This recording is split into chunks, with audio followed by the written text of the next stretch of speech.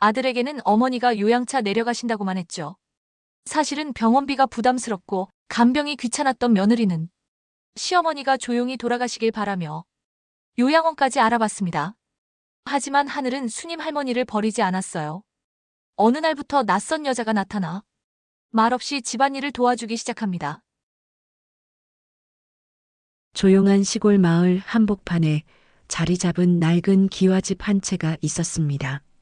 집 주인은 오래 70을 넘긴 김수님이었죠. 수님은 혼자서 이 넓은 집을 지키며 살고 있었습니다. 아침 햇살이 마당 한편을 비추면 수님은 늘 같은 시간에 일어나 뜰에 나와 빨래를 널곤 했습니다. 아이고 허리야. 수님은 젖은 이불을 들어 올리다가 허리를 잡으며 신음했습니다. 몇 년 전부터 시작된 디스크 때문에 몸이 말을 듣지 않았거든요. 병원에서는 수술을 권했지만 아들 철민이 말했습니다. 엄마, 서울 병원비가 너무 비싸요. 시골 공기도 좋으니까 요양 삼아 내려가 계세요. 그렇게 수님은 서울 아파트를 떠나 이 시골집으로 내려왔습니다. 사실 이 집은 수님의 시아버지께서 남겨주신 곳이었어요. 오랫동안 비어 있다가 수님이 다시 들어와 살게 된 거였죠. 집은 낡았지만 마당은 넓고 뒷산도 가까워서 나쁘지 않았습니다. 하지만 무엇보다 힘든 건 외로움이었어요. 며느리 지영은 수님을 시골로 데려다 주면서 이렇게 말했습니다. 어머님, 시골 공기도 좋고 조용하시니까 푹 쉬세요. 전화는 너무 자주 하시면 철민이가 일에 집중 못하니까 급한 일 아니면 안 받으셔도 되죠? 그 말과 함께 수님의 휴대폰은 지영의 가방 속으로 들어갔습니다. 어머님 폰이 오래돼서 고장 날 것 같아요. 새로 사드릴게요. 하지만 새 폰은 아직까지 오지 않았습니다. 수님은 답답했지만 참았어요. 철민이 서울에서 회사 일 때문에 바쁘다는 걸 알고 있었거든요. 지영도 철민의 출세를 위해 애쓰고 있다고 생각했습니다. 그래서 조용히 혼자 지내기로 마음먹었죠. 그런데 며칠 전부터 이상한 일이 생겼습니다. 매일 아침 7시쯤이면 낯선 여자가 집 마당에 나타나는 거였어요. 30 중반쯤 되어 보이는 그 여자는 말없이 빗자루를 들고 마당을 쓸기 시작했습니다. 수님이 누구세요? 하고 물어봐도 고개만 살짝 숙일 뿐 대답을 하지 않았어요. 처음에는 당황했지만 그 여자가 해롭지 않다는 걸 알게 됐습니다. 마당도 깨끗하게 쓸어주고 빨래도 널어주고 심지어 문 앞에 반찬까지 놓고 가는 거였어요. 김치찌개, 된장찌개, 미역국 모두 정성스럽게 만든 음식들이었습니다. 수님은 고마우면서도 궁금했어요. 저 여자는 대체 누구일까? 왜 나를 도와주는 걸까?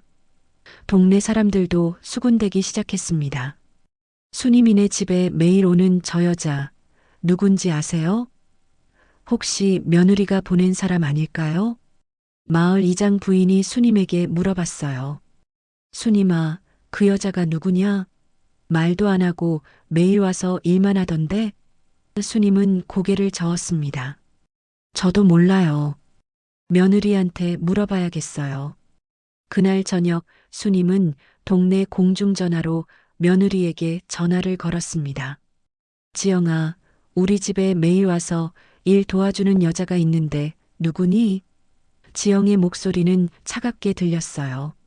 어머님, 그런 거 신경 쓰지 마세요.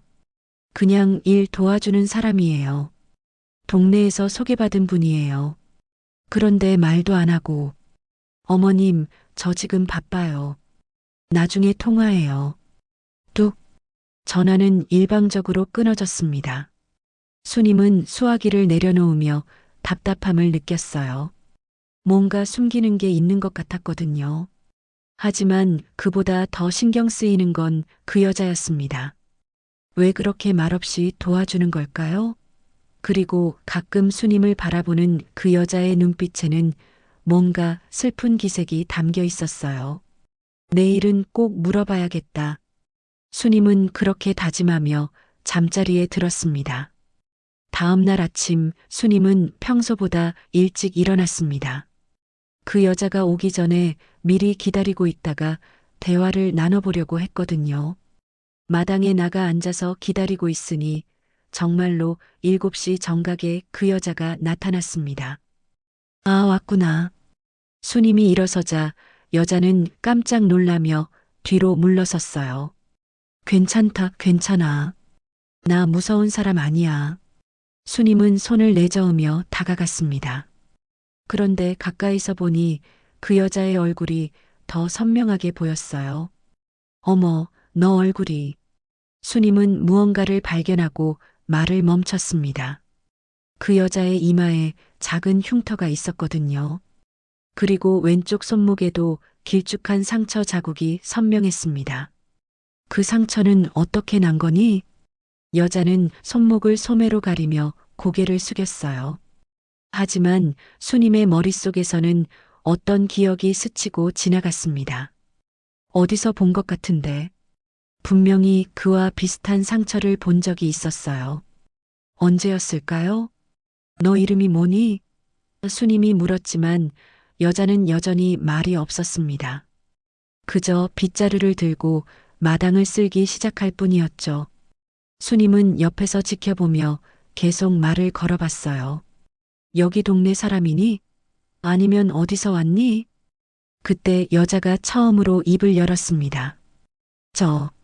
저기 산 너머에서 왔어요. 목소리가 작고 떨리는 게 마치 무서워하는 것 같았어요. 그럼 매일 산 너머에서 여기까지 걸어와서 일을 해주는 거니? 수님이 묻자 여자는 고개를 끄덕였습니다. 왜 그렇게 해주는 거니? 나한테 돈도 안 받고. 이 질문에 여자는 대답하지 못했어요. 그저 눈물이 글썽글썽 맺히기만 했습니다.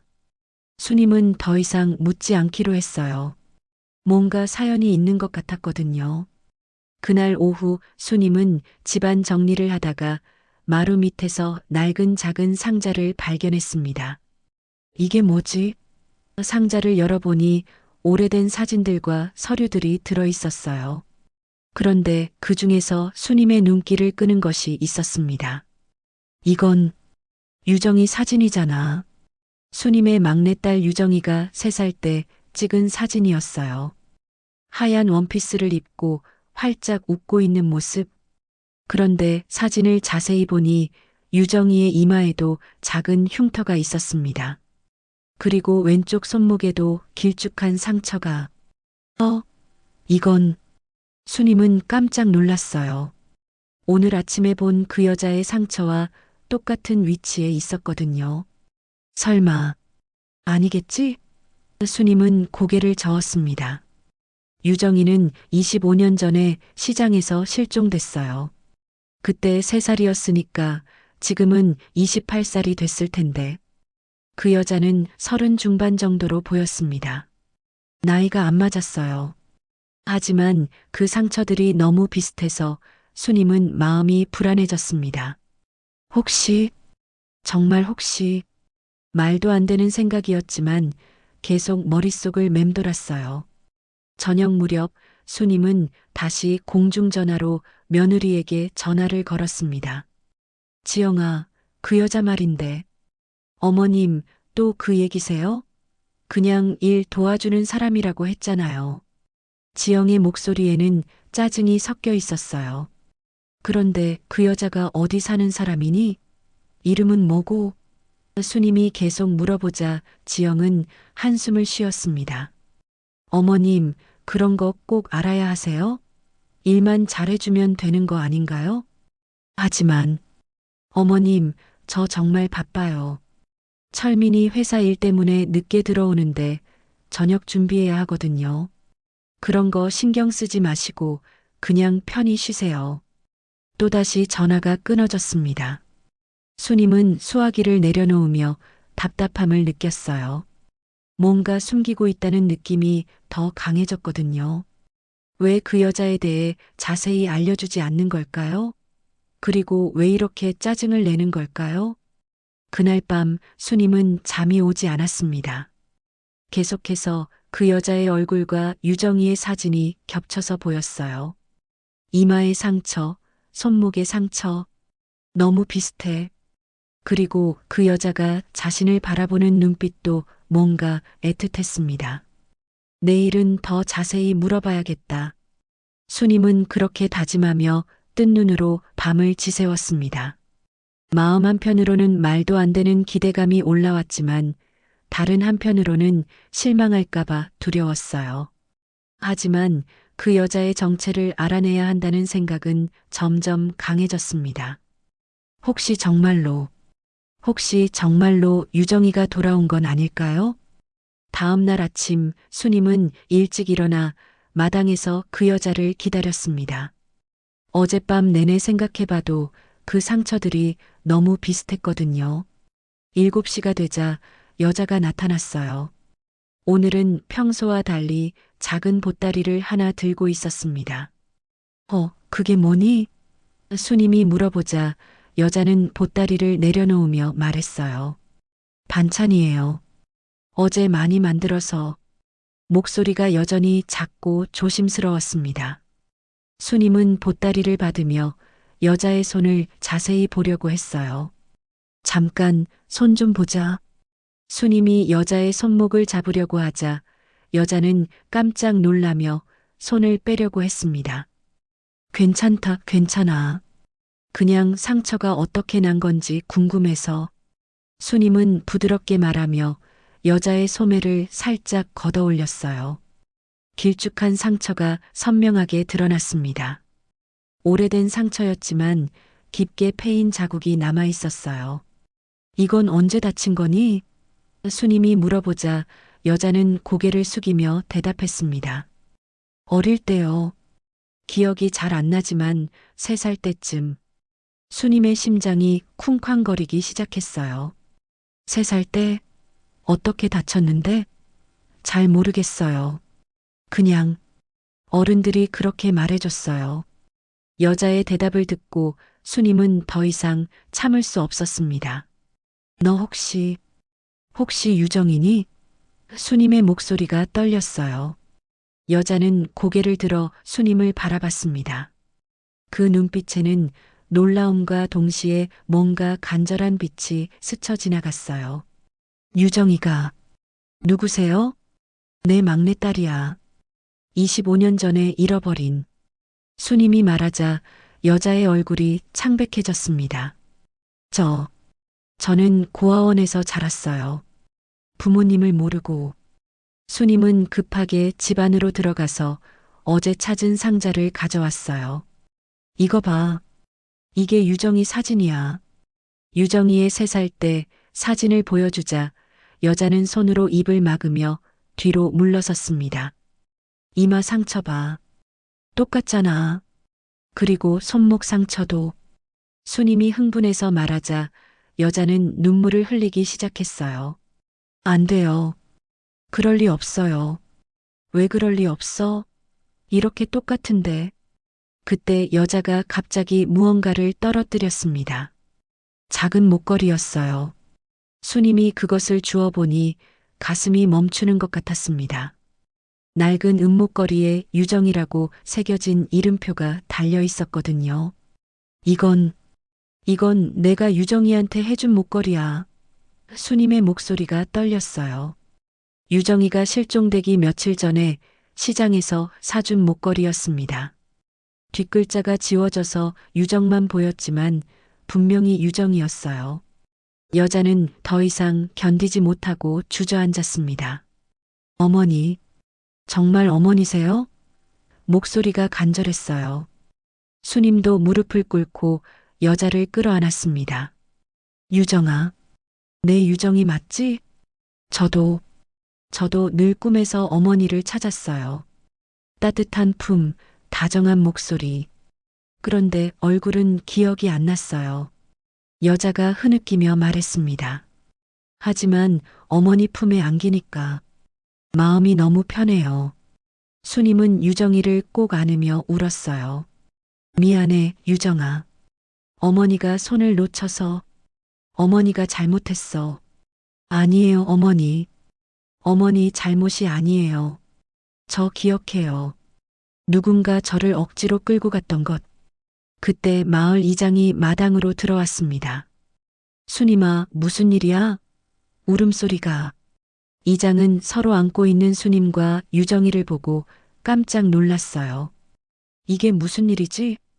이장님, 이 아이가 제 유정이에요. 순임이 흥분해서 말하자 이장도 놀랐습니다. 뭐라고? 그 실종된 유정이 말이야? 네.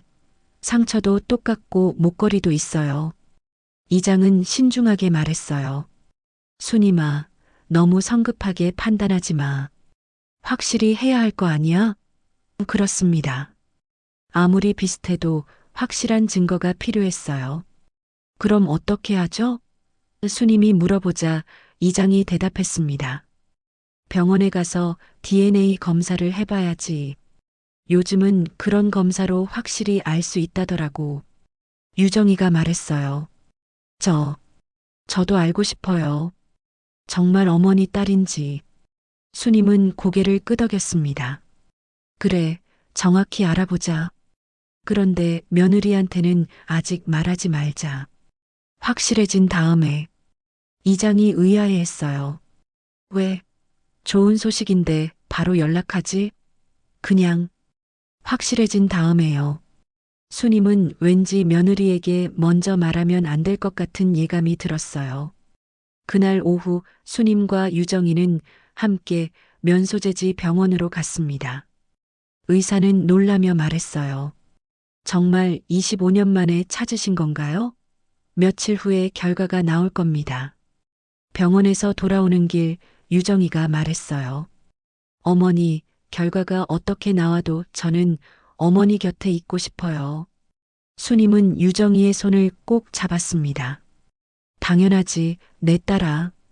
하지만 마음 한편으로는 불안했어요. 며느리 지영이가 이 사실을 알면 어떻게 할까요? 그리고 정말로 유정이가 맞다면 왜 지금까지 나타나지 않았을까요? 병원에서 DNA 검사를 받은 지 사흘이 지났습니다. 순임은 초조하게 결과를 기다리고 있었어요. 유정이는 여전히 매일 아침 7시에 와서 집안일을 도와줬습니다. 이제는 서먹하지 않게 대화도 나누며 지냈어요. 어머니, 옛날 이야기 해주세요.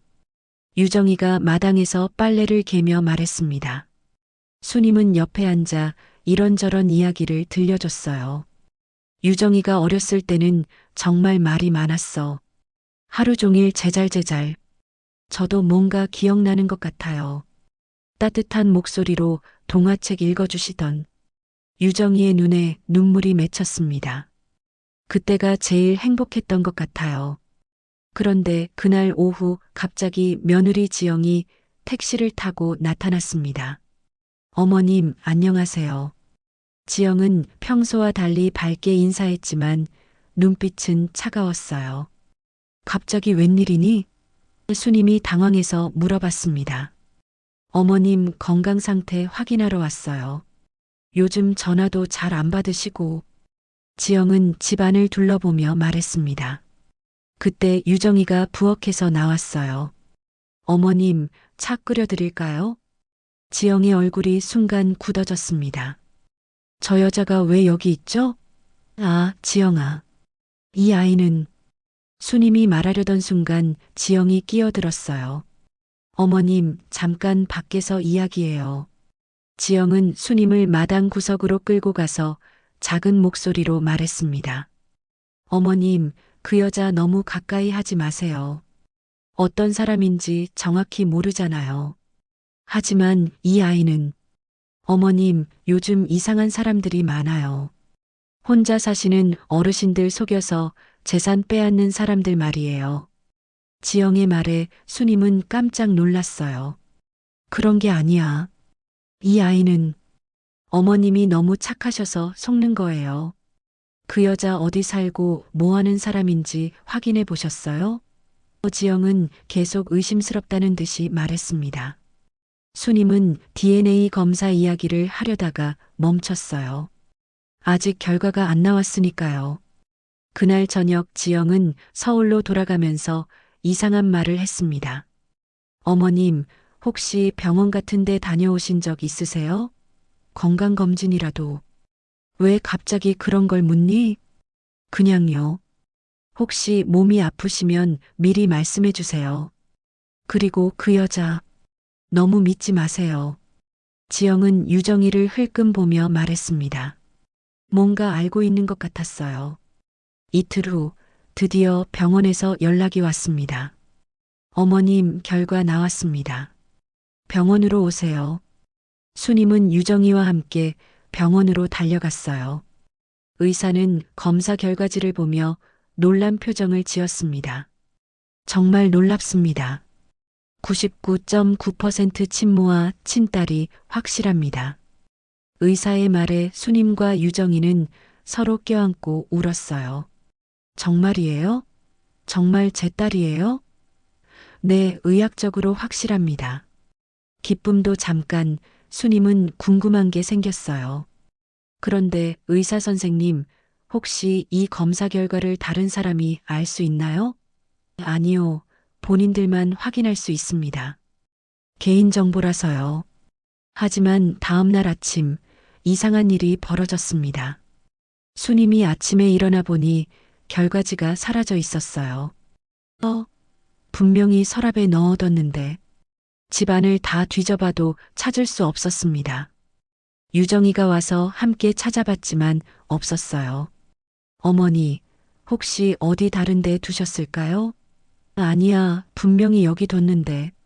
그때 마루 밑에서 찢어진 종이 조각들을 발견했습니다. 이게 결과지잖아. 수님이 소리쳤어요. 누군가 일부러 찢어서 버린 것이었습니다. 누가 이런 짓을. 유정이도 황당해했어요. 어머니, 혹시 며느리가. 설마. 지영이가 왜 그런 짓을. 하지만 수님의 마음속에도 의심이 들기 시작했어요. 며느리가 어제 이상하게 굴었거든요. 그리고 병원 이야기를 했을 때도 뭔가 알고 있는 것 같았고요. 그날 오후 수님은 며느리에게 전화를 걸었습니다. 지영아, 혹시 어제 우리 집에 뭘 두고 갔니? 아니요, 어머님. 왜요? 지영의 목소리는 평상시와 다름없었어요. 아니, 그냥 서류가 하나 없어져서. 서류요? 무슨 서류인데요? 지영이 관심 있는 듯 물어봤습니다.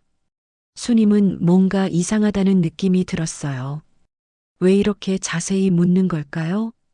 그냥 별거 아니야. 수님은 대충 넘어갔습니다. 하지만 전화를 끊고 나서 더 의심스러워졌어요.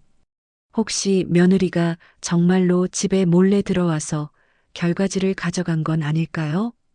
유정아, 우리 다시 병원에 가서 결과지 다시 받아오자.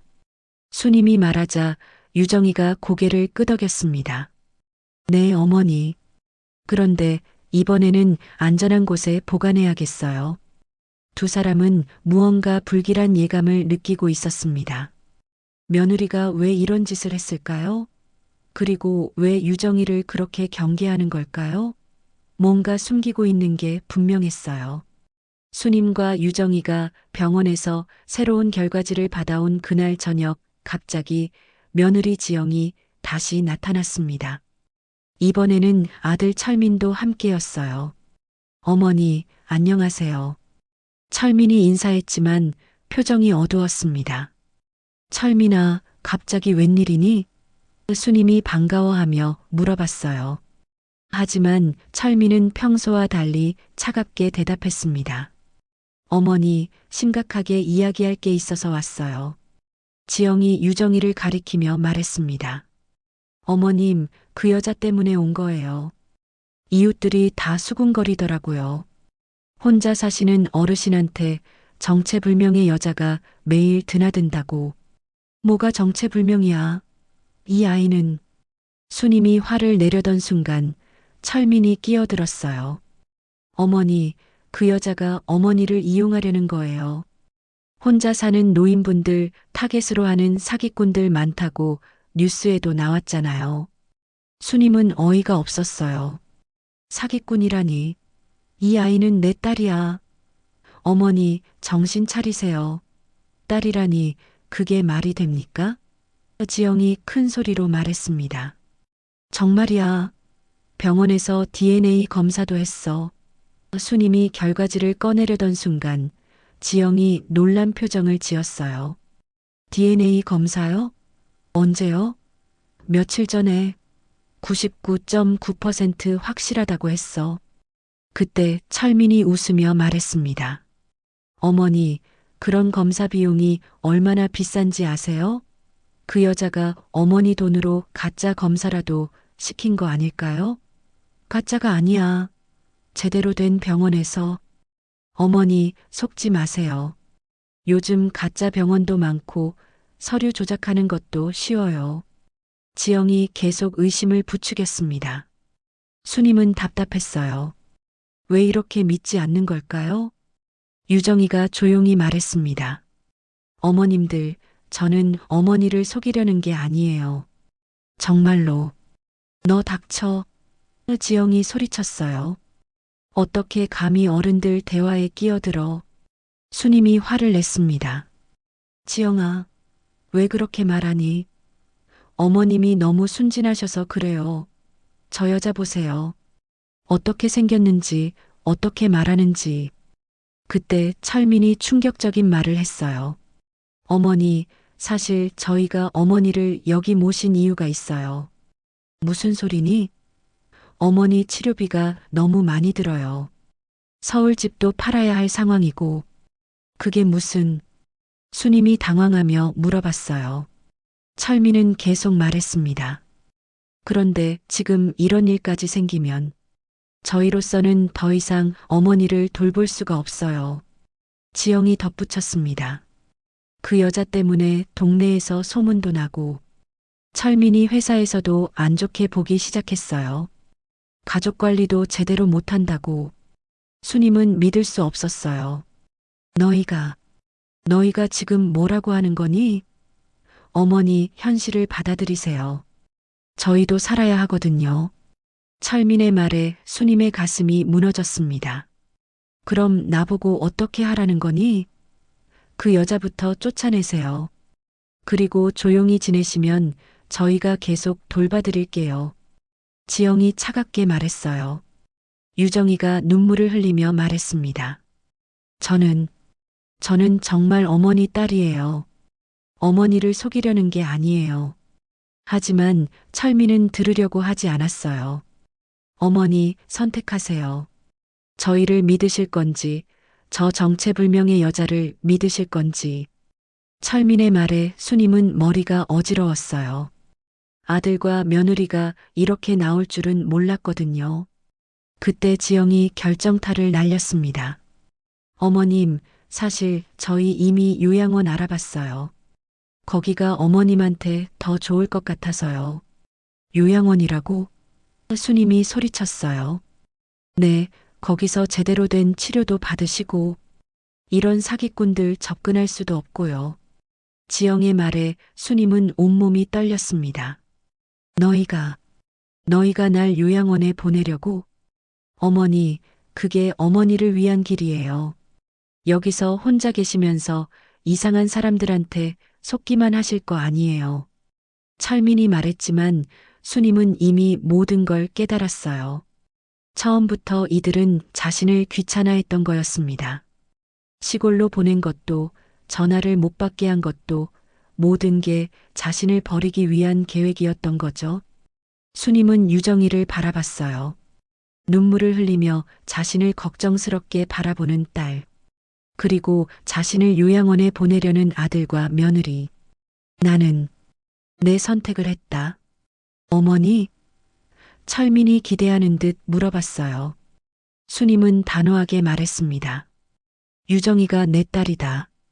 그리고 너희는 더 이상 내 가족이 아니다. 지영이 비웃으며 말했습니다.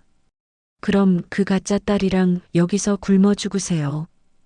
철민도 실망한 듯 고개를 저었어요. 어머니가 그런 선택을 하신다면 저희는 더 이상 책임지지 않겠습니다. 두 사람이 떠나고 나서 수님과 유정이는 서로 껴안고 울었습니다. 어머니, 괜찮으세요? 괜찮다, 유정아. 어머니한테는 내가 있잖니.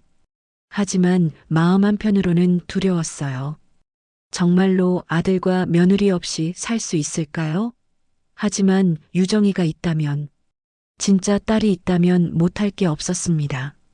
아들과 며느리가 떠난 다음 날, 수님은 깊은 잠에 빠졌습니다.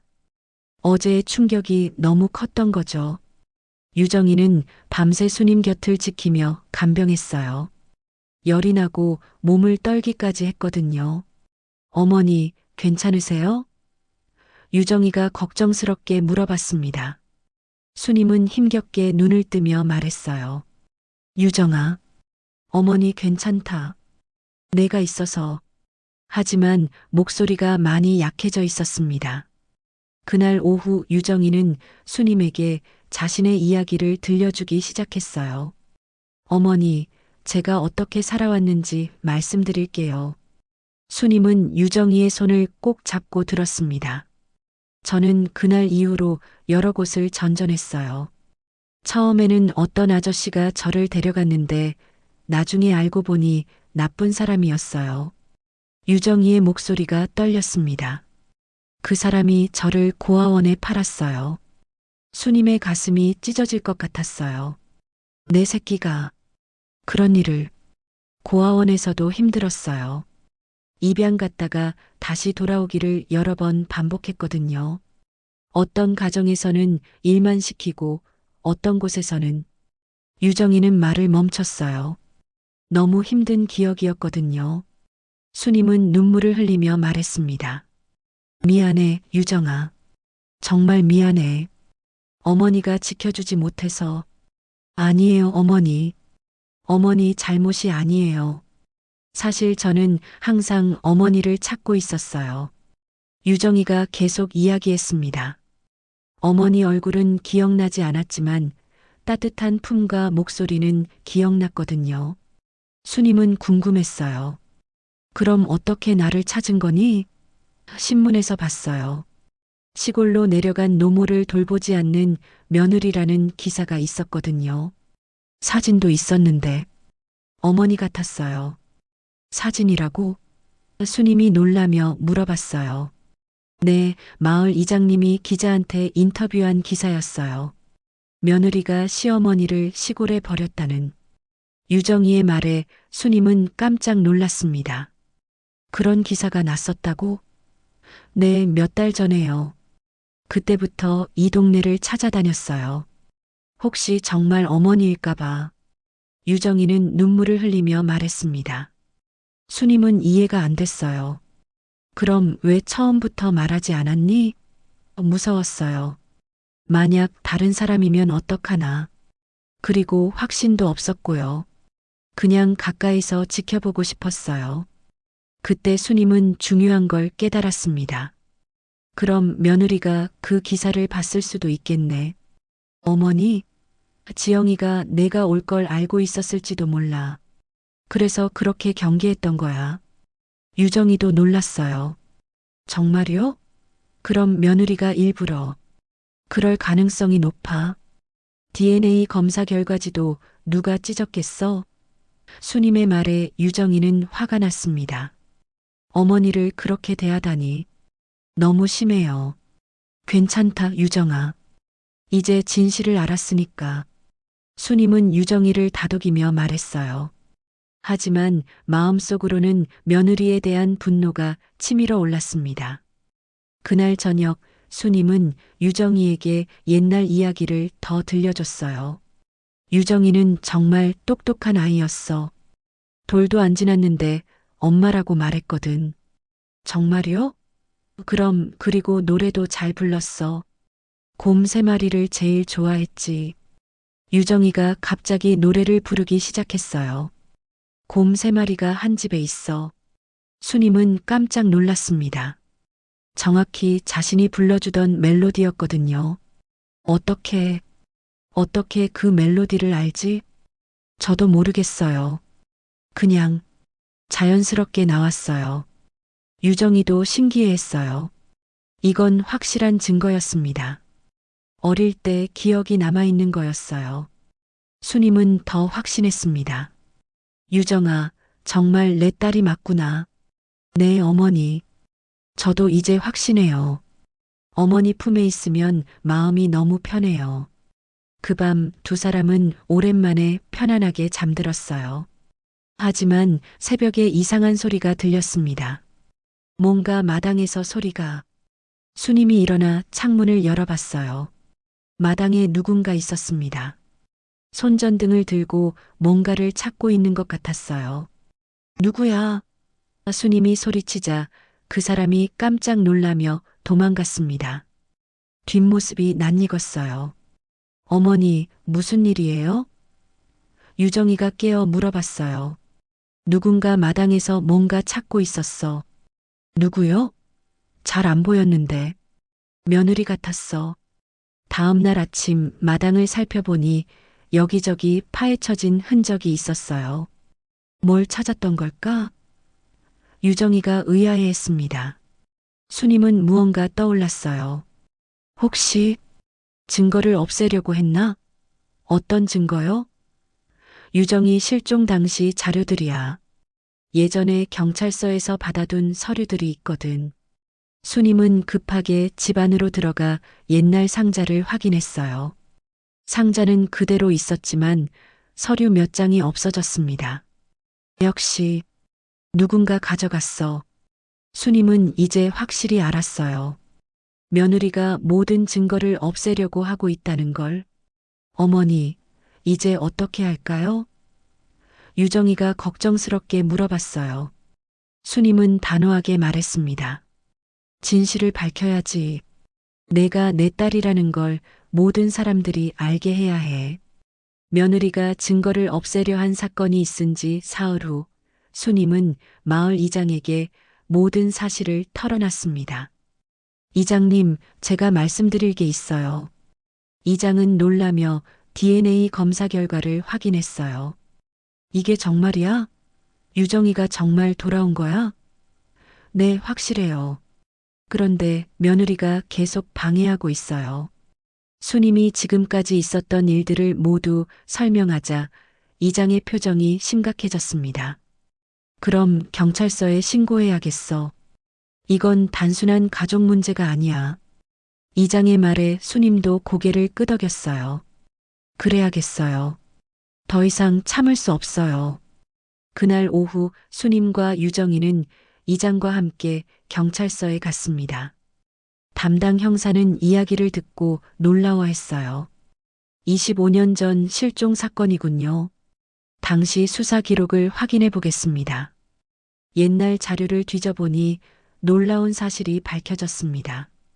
당시에 비슷한 유괴 사건이 여러 건 있었네요. 모두 같은 수법이고. 형사가 말하자 수님은 숨을 죽이고 들었어요. 범인은 잡혔나요? 유정이가 물어봤습니다. 네, 몇 년 후에 체포됐어요. 지역 고아원장이었는데 아이들을 유괴해서 불법 입양시키고 돈을 받았던 거죠. 형사의 말에 수님은 분노했어요. 그럼 우리 유정이도. 맞습니다. 이 사건과 연결될 가능성이 높아요. 당시 피해자 중에 김유정이라는 이름도 있네요. 형사가 서류를 확인하며 말했습니다. 유정이가 눈물을 흘리며 말했어요. 저 기억나요. 그 고아원에서 정말 힘들었어요. 원장이 저를 여러 번 다른 곳에 보냈다가 다시 데려오고 이제 모든 게 명확해졌어요. 형사가 정리해줬습니다. 경찰서에서 돌아오는 길 수님과 유정이는 마음이 한결 가벼워졌어요. 이제 모든 사람들이 알겠어. 네, 어머니. 더 이상 숨길 필요도 없고요. 하지만 집에 도착하니 또다시 며느리 지영이 기다리고 있었습니다. 이번에는 혼자 왔어요. 어머님, 어디 다녀오셨어요? 지영의 목소리에는 긴장감이 묻어 있었습니다. 경찰서 다녀왔어. 수님이 담담하게 대답하자 지영의 얼굴이 창백해졌어요. 경찰서요? 왜요? 유정이 일 때문에. 이제 모든 게 밝혀졌어. 지영은 당황하며 말했습니다.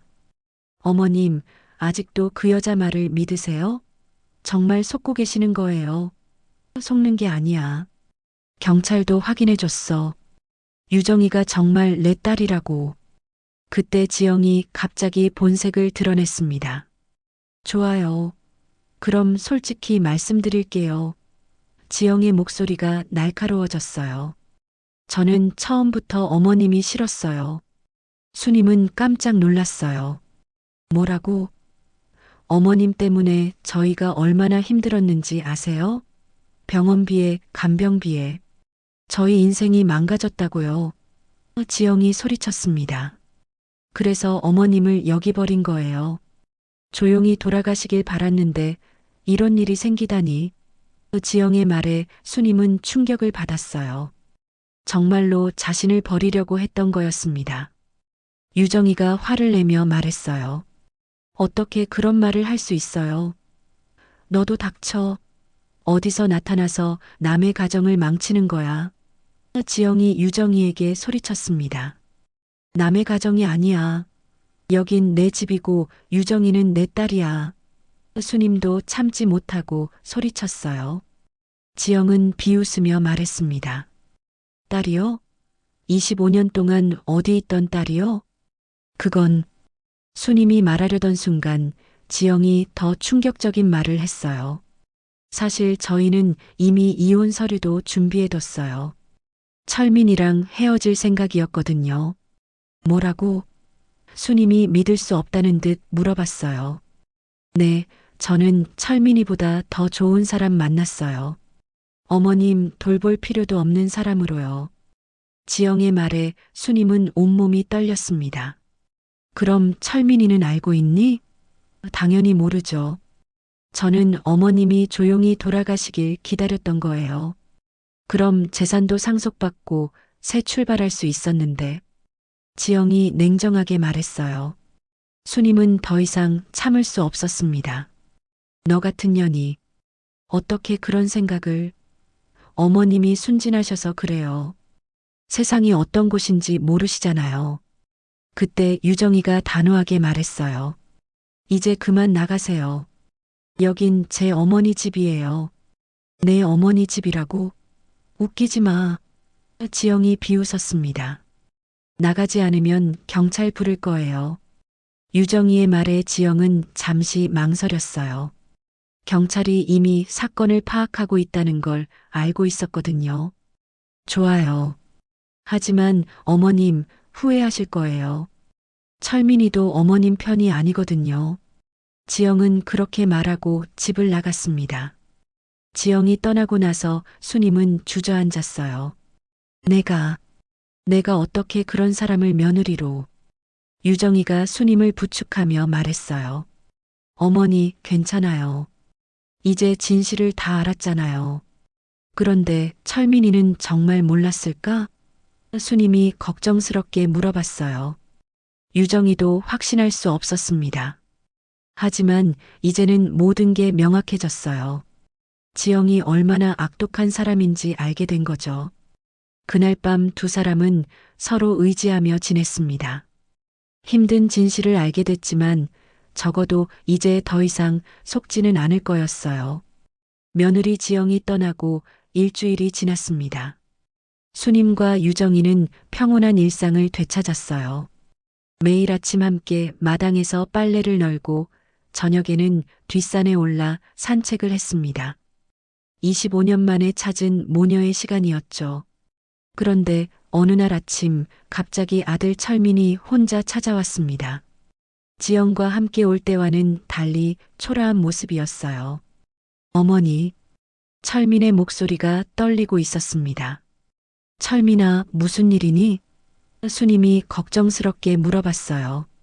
철민은 마당에 주저앉으며 울기 시작했습니다. 어머니, 저 잘못했어요. 정말 잘못했어요. 갑자기 왜 그러니? 수님이 당황해서 물어봤지만 철민은 계속 울기만 했어요. 유정이가 물을 떠다 주며 말했습니다. 천천히 말씀해 보세요. 철민이 고개를 들어 유정이를 바라봤어요. 당신이 정말 제 누이세요? 네, DNA 검사로도 확인됐어요. 유정이가 조용히 대답했습니다. 지영이가 저한테 모든 걸 말했어요. 철민이 떨리는 목소리로 말을 이어갔습니다. 어머니를 여기 모신 것도, 전화를 못 받게 한 것도, 모든 게 지영이 계획이었어요. 수님은 놀라며 물어봤어요. 너는 몰랐다는 거니? 처음에는 정말 어머니 건강 때문이라고 생각했어요. 시골 공기가 좋다고, 요양 삼아서라고. 철민이 자책하며 말했습니다. 그런데 며칠 전에 지영이가 모든 걸 털어놨어요. 어머니를 요양원에 보내려고 했던 것도, 재산을 노렸던 것도. 철민의 고백에 수님은 복잡한 심정이었어요. 유정이가 물어봤습니다. 그럼 오빠는 정말 몰랐던 거예요? 네. 저는 바보였어요.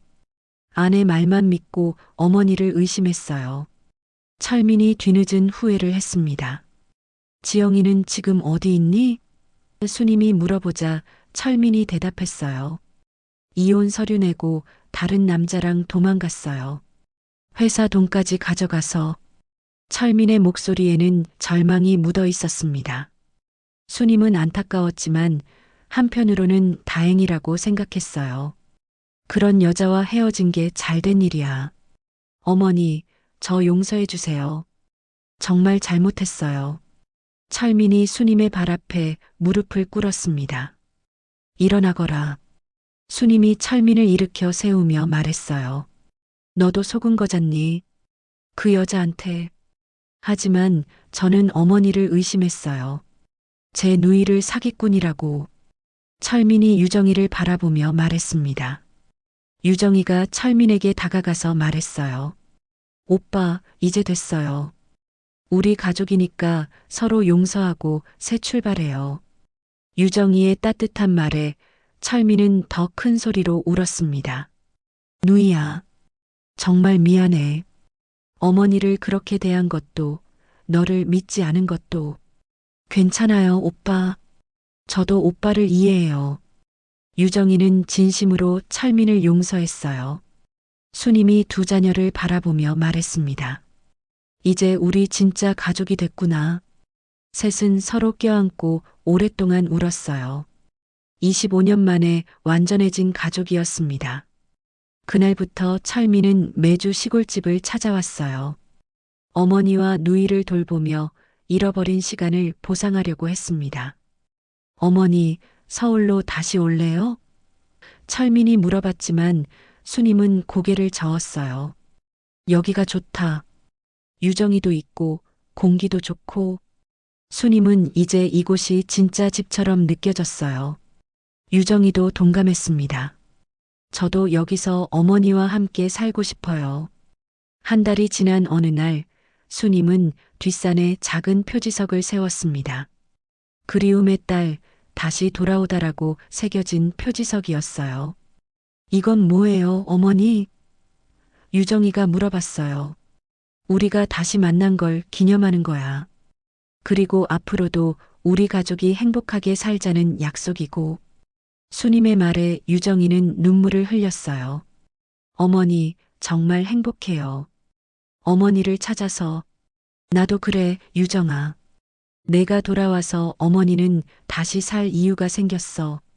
두 사람은 표지석 앞에서 서로 껴안았습니다. 철민도 그 모습을 보며 말했어요. 어머니, 누이야. 저도 이제 진짜 아들, 진짜 오빠가 될게요. 그래, 우리 모두 새 출발하자. 수님이 두 자녀를 바라보며 말했습니다. 저녁 무렵 세 사람은 마당에 앉아 함께 저녁을 먹었어요. 유정이가 정성스럽게 준비한 된장찌개와 김치전이 상에 올라 있었습니다. 역시 우리 유정이가 만든 음식이 제일 맛있어. 수님이 웃으며 말했어요. 어머니가 어릴 때 해주셨던 맛이 나요. 신기하게도 손맛을 기억하고 있었나 봐요. 유정이의 말에 철민도 놀라워했어요. 정말 신기하다. 혈육의 정이라는 게 있나 보네. 해가 지면서 시골 마을의 평화로운 저녁이 찾아왔습니다. 수님은 두 자녀와 함께 있는 이 순간이 꿈만 같았어요. 잃어버린 딸을 찾았고 아들도 진심으로 뉘우쳤고 이제 진짜 가족이 됐으니까요. 어머니, 내일은 뭐 하실래요? 유정이가 물어봤어요. 내일? 내일도 우리 셋이 함께 있으면 그걸로 충분해. 수님의 대답에 철민과 유정이가 웃었습니다. 별이 총총한 시골 밤하늘 아래 세 사람의 웃음소리가 마당에 울려 퍼졌습니다.